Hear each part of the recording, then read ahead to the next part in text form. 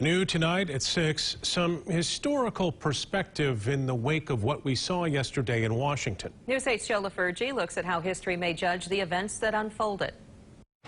It was the same question people were asking in August of 1974 when Richard Nixon resigned and native son Gerald Ford became president of the United States. And so we leave. And much like the weeks and days leading up to Richard Nixon's resignation, words like shocking and unprecedented have become the norm. But how will we view the events of January 6th in a year, a decade, or a century down the road? I think a lot of that depends, of course, on what happens going forward, including whether President Trump remains in power until Inauguration Day.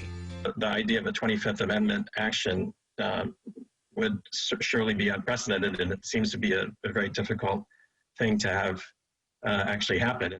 Professor Murphy says the broad definition of sedition could make it difficult to apply it to the president's actions in a court of law. It's a question that really will play out in the court of public opinion and unlikely to play out in a courtroom. And with just a few weeks to go in the Trump presidency, Murphy says impeachment is also unlikely at this point in the game. But Murphy says it's not just how Donald Trump's presidency will be viewed, but his impact on conservatives and the Republican Party. Will Trump's ability to use cultural grievances and mistrust of the federal government to motivate supporters be part of the conservative movement's future? The Republican Party could say, enough, stepping back, this has gone too far, we want to support the institutions of the federal government, or not.